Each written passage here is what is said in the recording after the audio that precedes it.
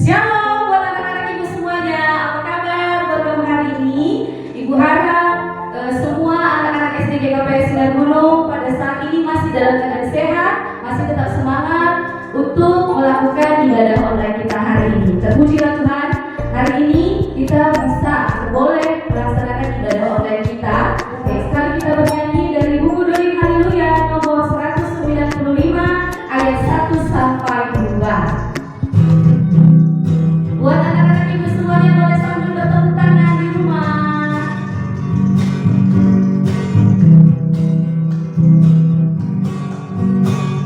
Saya pasang tombol Arion, baik golukon, ai saya martu Tuhan di tombol, di rumah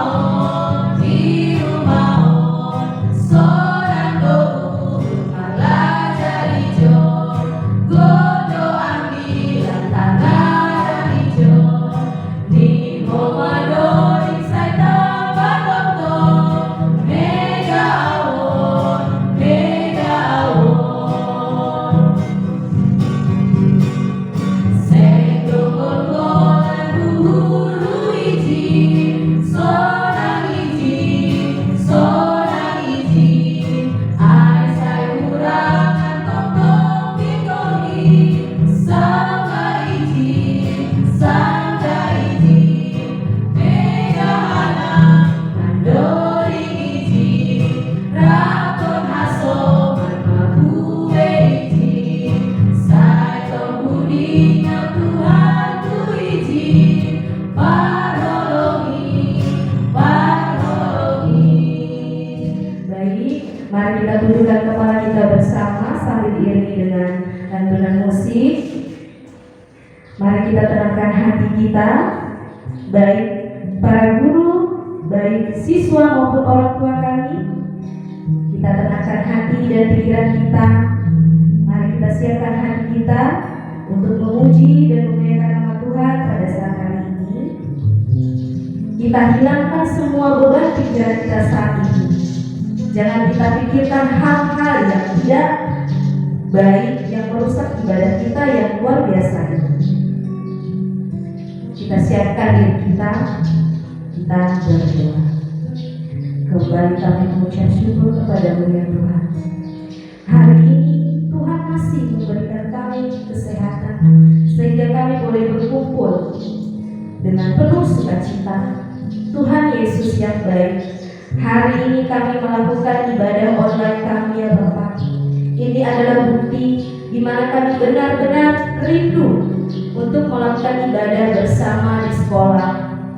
Tuhan, persiapkanlah hati kami ya Bapa. Kami mohon mampukan kami untuk melakukan setiap kegiatan yang kami miliki. Buat dosa yang kami perbuat, kami mohon ampun kepada-Mu ya Tuhan. Hapuskanlah segala dosa kami, baik sengaja maupun tidak sengaja, agar kami layak di hadapan-Mu. Kami mau berdoa untuk orang tua kami dimanapun mereka berada. Kami mohon ya Tuhan, berkatilah mereka selalu, berikanlah mereka kesehatan, umur yang panjang, dan berkat yang berlimpah. Begitu juga kami, para guru dan anak didik kami ya Tuhan, kami mohon berkatilah kami selalu, berikanlah kami kekuatan setiap dalam perjalanan hidup kami, dan buat anak didik kami terutama ya Bapak, berkatilah mereka selalu, berikanlah mereka selalu semangat untuk BDR sampai saat ini. Terimalah doa kami ya Bapak, kami mohon di dalam nama Tuhan Yesus Kristus kami berdoa dan ucap syukur. Amin. Baik, kita lanjut ibadah kita. Ibu harap anak-anakku masih penuh dengan sukacita dalam ibadah online kita. Kita angkat lagu pujian kita yaitu Yesus Kekasih Jiwaku. Anak-anak ibu di rumah boleh sambil bertepuk tangan.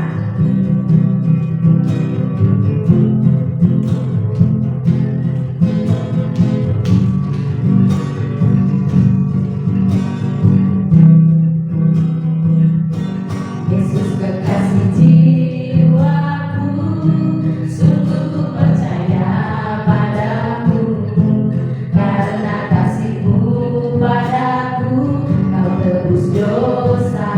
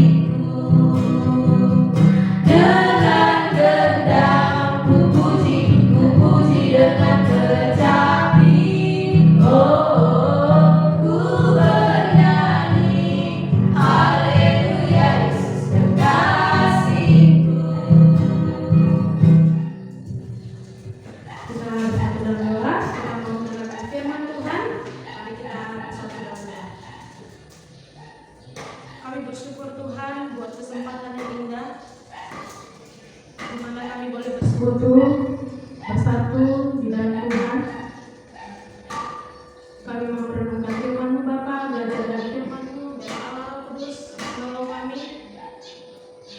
Ketika firman Tuhan disampaikan, kami boleh mendapatkan berkat yang daripada-Mu ya Tuhan.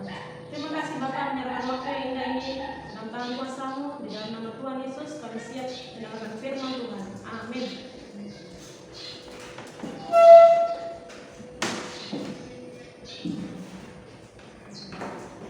Selamat pagi anak-anak. Mari kita buka Alkitab kita. Kita buka Alkitab kita dalam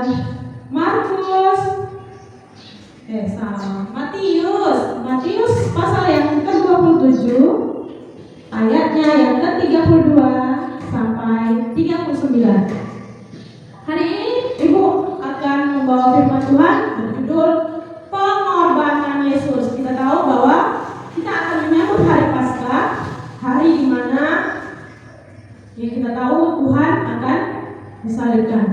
Nah, untuk menyambut hari Paskah, maka firman hari ini berbicara tentang pengorbanan Yesus. Nah, yang Ibu mau tanya sama anak-anak, pengorbanan itu apa sih? Kira-kira pengorbanan artinya, kalau ditarik secara kamus besar Indonesia, pengorbanan itu adalah kerelaan atau memberi. Ya kan? Kalau kita mau berkorban, berarti itu menurut kerelaan hati kita. Sama seperti Yesus yang disalibkan, karena Dia sudah memberi dirinya untuk disalib. Untuk siapa anak-anak? Untuk kita semua, untuk ibu guru maupun untuk anak-anak semua maupun untuk orang tua. Artinya pengorbanan Yesus memberikan dirinya untuk kita semua. Mari kita baca firman Tuhan dalam Matius 27 ayat 32 sampai 37. Ibu akan bacakan untuk kita.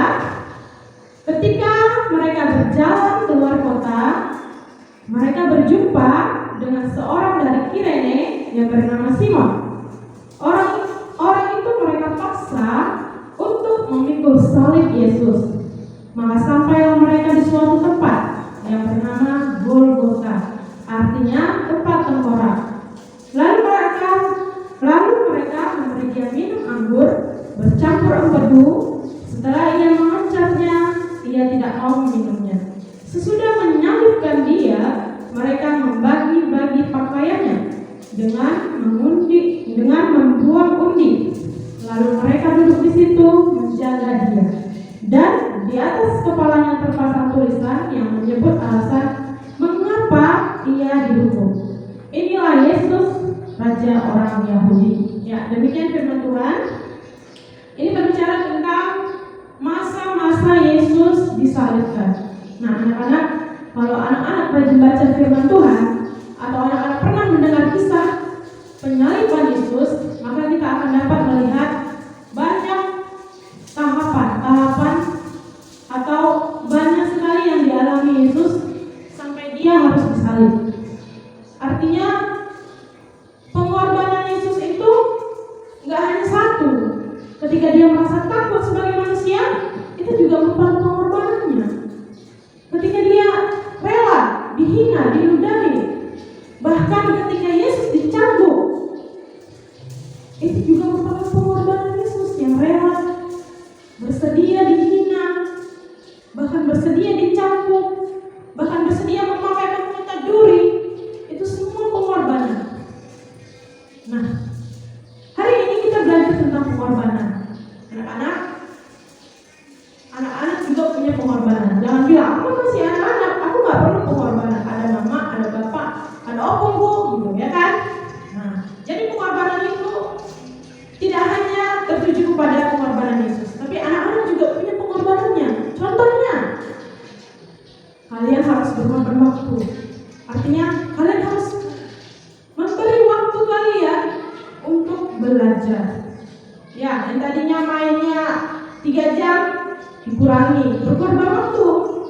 Mainnya jadi 1 jam dulu, belajarnya jadi diperbanyak. Yang tadinya belajarnya cuma setengah jam, karena cuma lewat video, gara-gara gurunya cuma kirim video.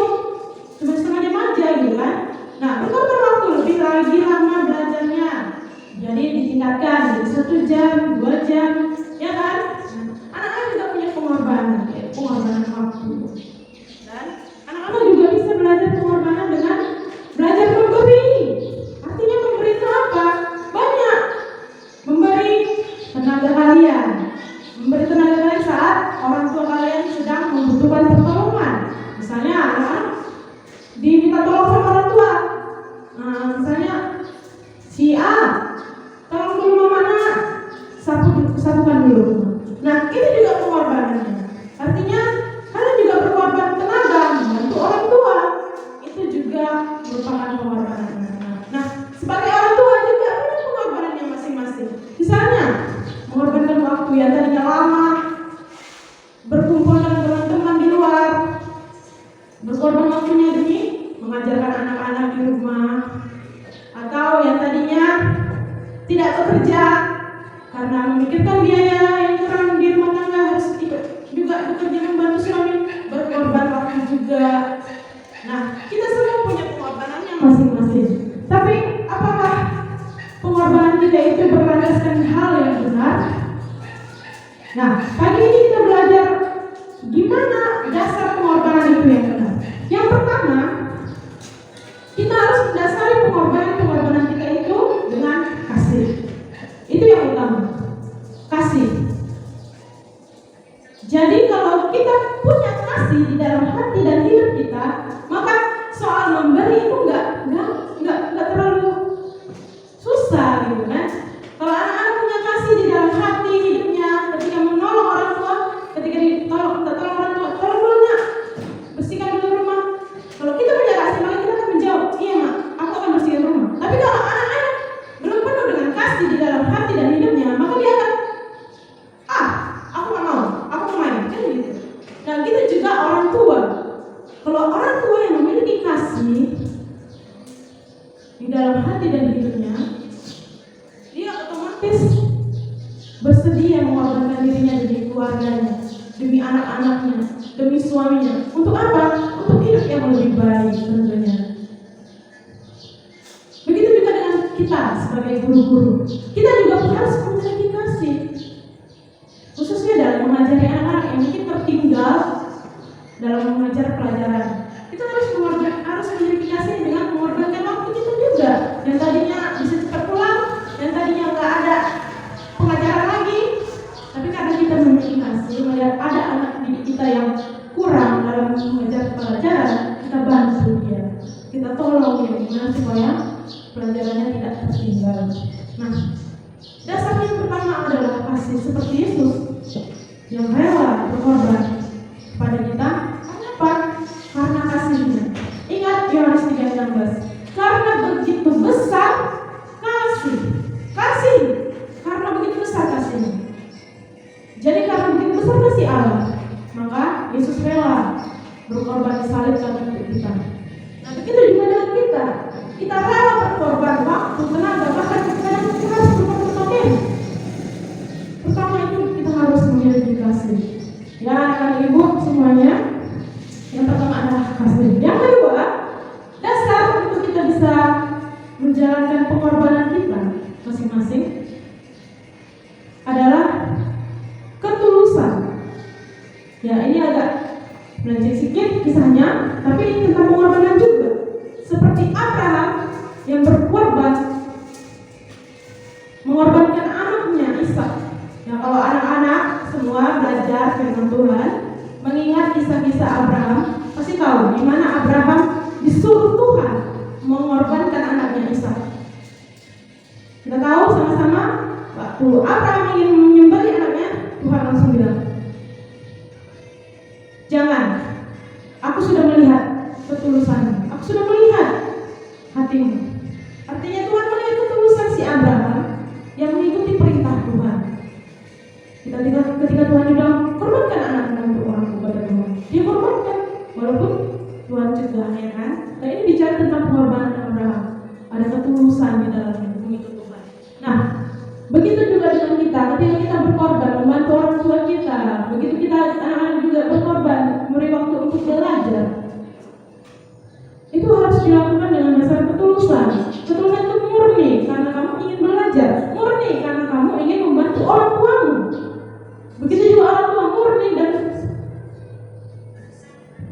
tulus untuk berkorbankan dirinya untuk membantu anaknya, menolong suami misalnya. Harus ada ketulusan di dalamnya. Jangan kita berkorban karena ada apanya, tolonglah mamaku, mana tahu dikasihnya 5.000 nanti, ya kan? Nah, jangan sampai seperti itu. Itu namanya kita berkorban bukan karena ketulusan, tapi karena ada apanya, ya kan? Nah, yang ketiga, dasar kita berkorban itu adalah rendah hati. Rendah hati ini maksudnya kerelaan hatimu. Jadi kita berkorban itu bukan karena paksaan. Karena dipaksa mama, enggak, belajar kamu, belajar. Kamu jadi terpaksa. Nah, kamu tidak sungguh-sungguh, tadi yang kedua tidak tulus jadinya. Asal-asalan aja belajarnya, ya kan? Nah, untuk anak-anak, mari kita belajar berkorban untuk hatimu yang rela belajar. Apalagi anak-anak kelas 6 ya, karena kita belajar online, wajib harus lebih serius lagi memberikan waktunya, berkorban waktu untuk lebih giat lagi belajar. Ya kan? Itu juga kita sebagai orang tua, itu juga kami, guru-guru, kita juga semua harus memiliki kerelaan hati atau rendah hati. Jangan kita melakukan sesuatu karena ada apanya tadi ya. Kita harus betul-betul menanamkan 3 dasar ini dalam hidup kita. Kalau Tuhan saja, Tuhan Yesus saja sudah mau berkorban buat kita, kita juga harus mau berkorban buat sesama kita, buat anak-anak, buat orang tuanya, kami guru-guru, buat kalian, buat anak-anak. Jadi kita semua punya bagiannya masing-masing. Jangan bilang, guru gue enak, jangan, karena kami juga punya bagian kami, guru-guru yang berkorban waktu. Supaya apa? Supaya anak didik kami gak ketinggalan ilmu. Begitu juga dengan orang tua. Jangan berpikir, enak kali gue ini, cuma orang yang jangan berpikir seperti itu, orang tua, anak-anak. Karena kita juga sama-sama ingin memajukan sekolah, memajukan ilmu anak-anak. Maka dari itu, maunya kita saling mendukung, saling membangun, sama-sama maju. Itulah harusnya yang kita tanamkan dalam kehidupan kita. Kerjakan apa yang menjadi bagian kita, pengorbanan apa yang kita buat untuk orang tua, maupun orang tua untuk anak-anaknya, untuk keluarganya. Begitu juga dengan kami guru-guru untuk sekolah ini, untuk kemajuan sekolah kita bersama. Nah, demikian firman Tuhan yang bisa Ibu sampaikan untuk anak-anak dan kita semua. Semoga pengorbanan Yesus yang sudah disalib itu tidak sia-sia, ya nak. Itu merupakan contoh yang murni yang bisa dapat kita lihat dan dapat kita terapkan dalam kehidupan kita, bagaimana kita berkorban dengan penuh kasih, berkorban dengan ketulusan, sungguh-sungguh, bahkan dengan hati yang relaan hati, rendah hati. Tidak ada yang bermaksud yang tidak ya, tapi karena kita betul-betul sungguh-sungguh, tidak karena ada maunya. Ya, demikian firman Tuhan. Dan kiranya firman Tuhan boleh memenuhi setiap hati kita. Mari kita bersatu dalam doa. Bapak, kami bersyukur buat ibadah kami ini Tuhan. Kami bersyukur Kau ada bersama dengan kami. Terbukti ketika kami menaikkan pujian, bahkan kami mendengarkan firman-Mu, dan sebentar kami akan mengakhiri ibadah kami Tuhan. Engkau tetap bersama dengan kami. Ya Bapak, kami sudah memberikan persembahan, dan akhirnya persembahan kami boleh berkenan di hadapan-Mu dan boleh berguna untuk kemuliaan nama Tuhan, khususnya di sekolah kami Bapak. Terima kasih banyak Bapak yang baik. Sebentar kami akan berpisah dari tempat ini, dan kiranya penyertaan Tuhan memberkati kami, sehingga kami boleh berjumpa dengan sang saudara dan keluarga kami di rumah kami masing-masing dengan kesehatan yang tidak kekurangan suatu apapun. Terima kasih banyak Bapak sudah menyerahkan sekolah kami ke dalam tangan penasihat-Mu. Biarlah Kau juga yang memberkati sekolah kami ini Bapak. Setiap rencana yang ada dan yang ada di dalam sekolah kami, maupun program-program yang ada di sekolah kami Bapak, kami masyarakat ke dalam tangan pengasihan-Mu. Biarlah Kau yang memberkati sekolah kami ini Bapak. Jauhkan dari mara bahaya orang-orang yang ingin menghancurkan sekolah kami. Biarlah Tuhan tutup buku sekolah kami dengan kuasa Tuhan. Terima kasih Bapak. Terima kasih Tuhan. Berkati setiap anak-anak didik kami dimanapun dia berada saat ini Tuhan. Biarlah kiranya juga Tuhan menyertai kehidupannya, menjaga dia dan melindungi dia. Itu juga orang tua dan ibu-ibu kami di tempat ini Bapak.